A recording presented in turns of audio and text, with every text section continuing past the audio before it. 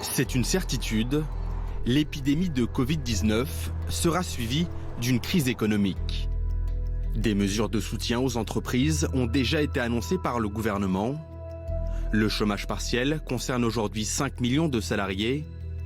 Plus de 500 000 TPE et indépendants ont fait appel au fonds de solidarité. Et pour éviter la faillite, 100 000 sociétés ont bénéficié des prêts garantis par l'État. Mais auditionné par le Sénat, Bruno Le Maire prévient, le choc va être brutal. J'ai fait une comparaison avec la grande récession de 1929 parce que je ne vois pas dans le passé proche d'autres comparaisons en termes de choc économique.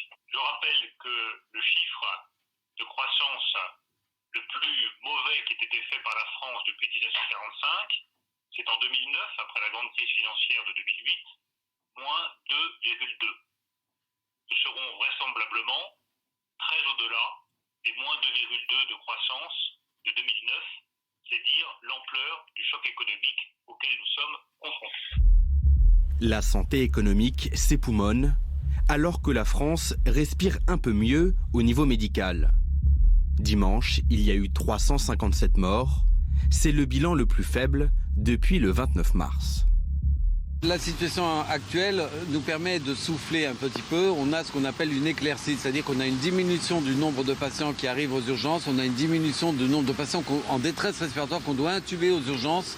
Et on arrive maintenant à placer nos patients en réanimation en Ile-de-France, car il y a encore des places disponibles en Ile-de-France. Donc on a une situation qui globalement s'améliore et ça se voit d'ailleurs sur les courbes nationales. On a un infléchissement de l'augmentation du nombre de cas et ça nous permet effectivement un petit peu, nous, de souffler.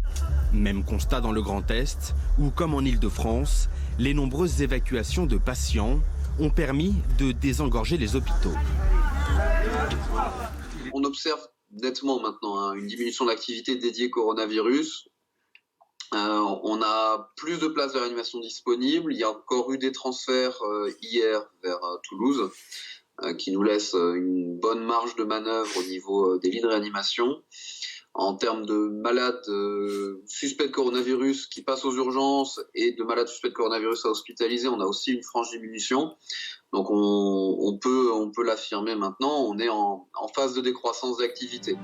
Si cette tendance se confirme, le bilan humain en France ne devrait pas atteindre celui de nos voisins italiens et espagnols. Deux pays qui observent depuis quelques jours des améliorations, les premiers résultats du confinement. Une mesure exceptionnelle qui doit impérativement être respectée pour endiguer la propagation du coronavirus.